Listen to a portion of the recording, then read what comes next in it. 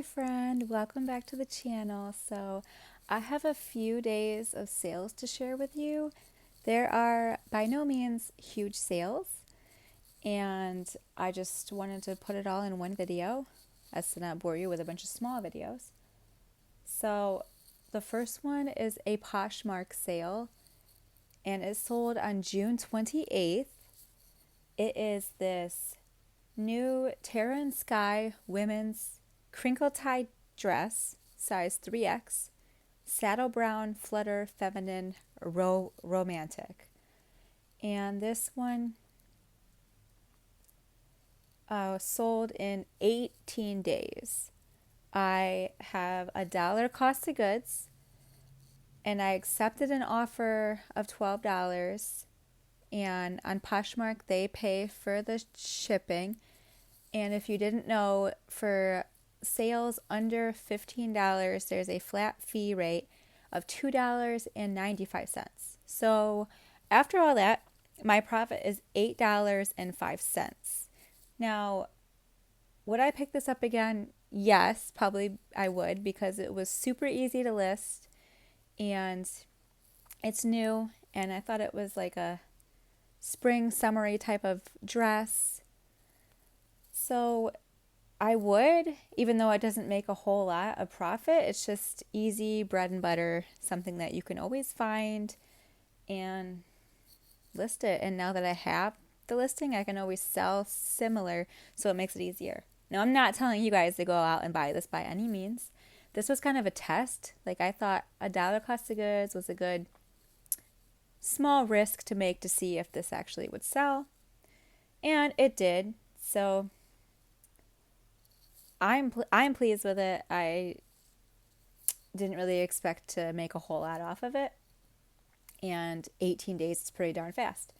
So the next sale was also on June 28th, but this was on eBay. And this one is actually a keychain. It's a Pittsburgh Steelers genuine leather keychain with tulle, football, NFL merchandise.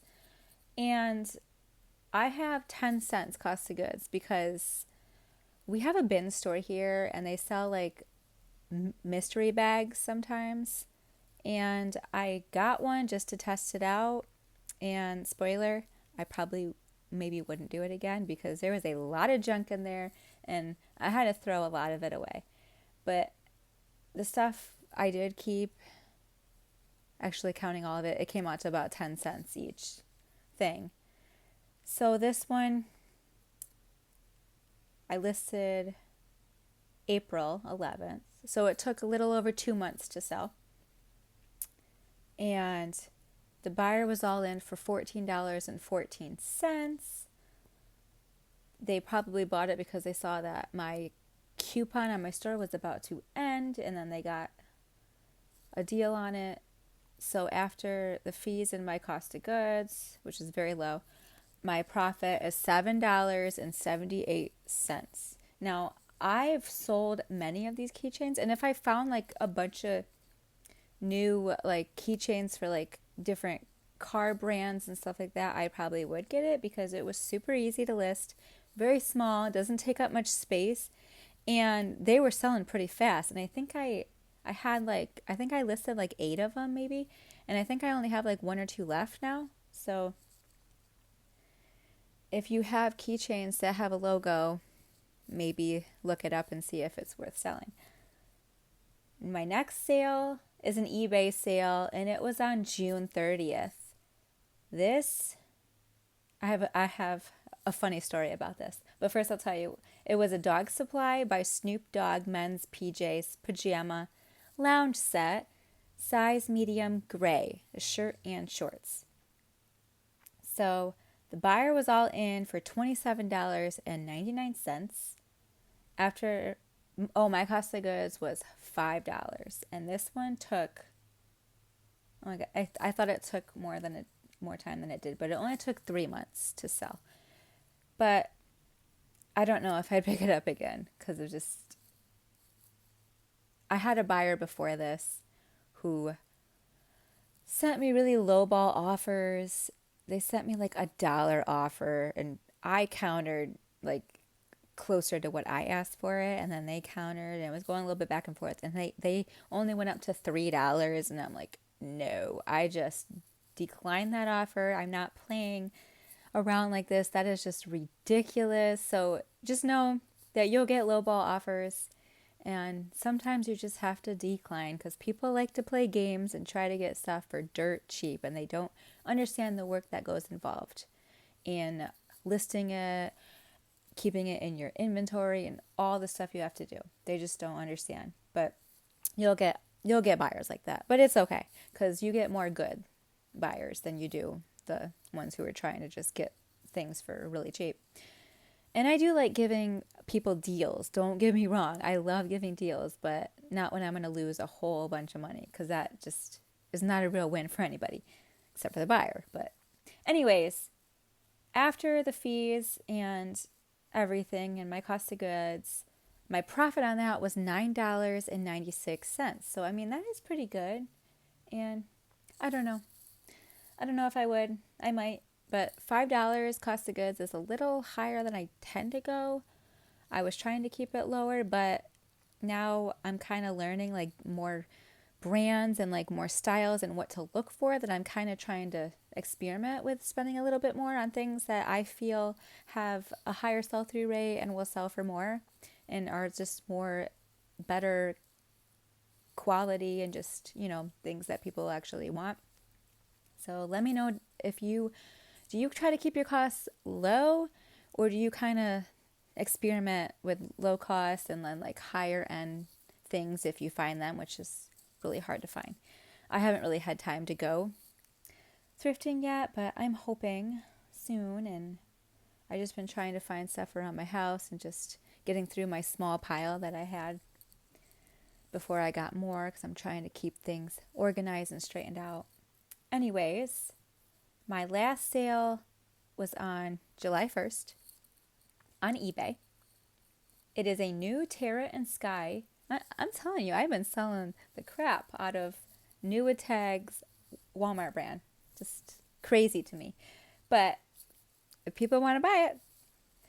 So it's this Terra and Sky women's tunic top, 1X, 3/4 sleeve, blue depths, butterfly, boho, cottage. And I am by no means a keywords expert, but like this shirt looks like that to me, and I don't know if I'm right with the aesthetics. Tell me if I'm wrong or if I like missed some keywords, because I would really love to learn. But I'm trying, and I think that this helps a little bit with the views and like helps sell it. So I don't know. So the buyer was all in $24.05. I have $1 cost of goods. So my profit off of this is $14.49. So I am happy about that. And I have barely been listing because I have been having such a chaotic life right now, trying to like get my house back together. We're going on a trip here next week, which I really want to like kind of try to vlog some of it so I can share it. And I'm definitely going to check out some thrift stores there. So hopefully I can pull that off and share that with you guys.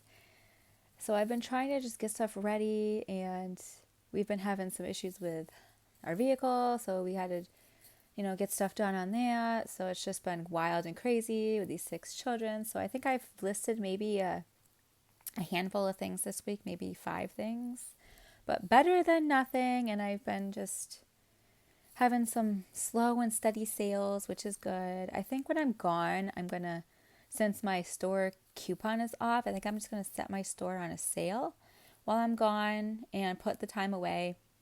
And if you do that, make sure you message your buyers if they buy something from you while you're gone, because a lot of the times they do not read the banner that says the seller is away and it says that you have an extended shipping time. They will not read that, because I've had people say, why hasn't this shipped yet? So be sure to let them know, and they will appreciate that, hopefully.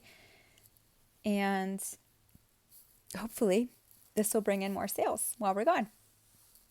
I had a comment on my last video saying that I needed to work on my editing skills, but And that's okay. I'm here for it. I don't mind people telling me what I need to work on.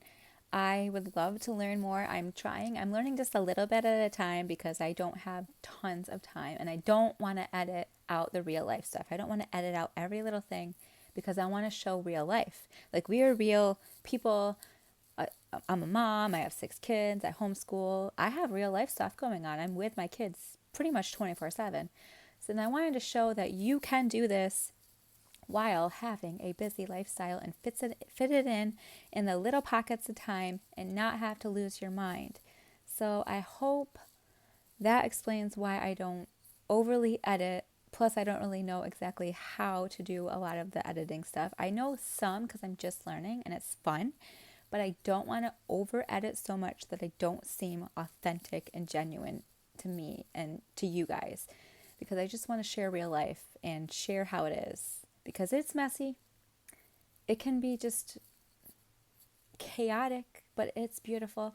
And we're just making it work here and we're having fun. Oh, and I have one more story I want to share with you guys. So I had a buyer's package that was supposed to go to Pennsylvania. Okay. It was a ground advantage with USPS.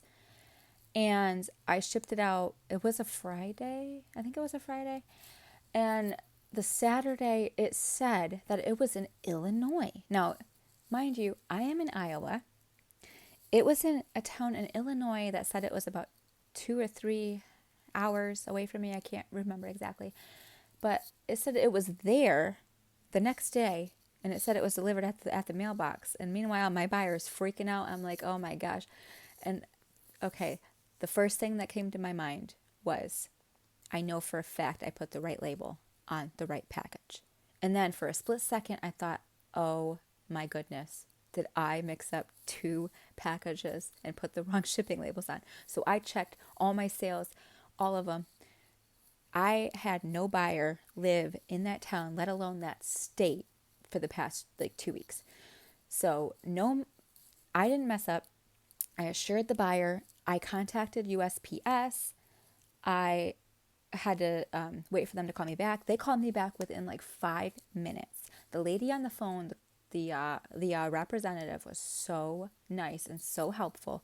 She walked through this whole how to claim a missing package. She saw immediately that it was misscanned. It said it was delivered to the wrong address in the wrong state when it wasn't even in that state. She told me that whoever scanned it improperly scanned it and it was misrouted and they just messed up on their end. So she told me that the claim was in. I would hear back in 2 to 3 business days. So 1 day passed. The buyer was still asking me, and I assured the buyer that I was working on this and that I would take care of it. So if you have something like this happen, keep the communication open and be civil, because eBay can read all the messages.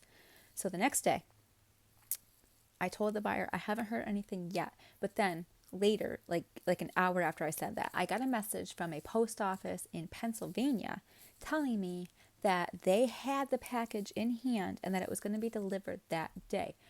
Oh, can I tell you, I breathed a sigh of relief, because I thought worst case I was going to have to refund this buyer her entire purchase, shipping and everything. And I was prepared to do it if I had to, because I really wanted to take care of the buyer. So I was so thrilled about that. I told the buyer what they said, and she said, okay, thank you for letting me know. And then hours go by. I think it was maybe even the next day or later that day. I messaged the buyer and I said, hi, I just wanted to make sure that the package was in fact delivered to you. And she said, yes, it was. I got it. Thank you. So that just made everything feel so much better. So if you guys have a missing package, don't freak out, because sometimes you cannot trust the tracking in eBay. Sometimes it gets misscanned, misrouted, people mess up. So if you have that happen, you yourself contact USPS. From what I saw, what I went through, they helped me super fast. It was resolved and the buyer and I were both happy and everything's fine.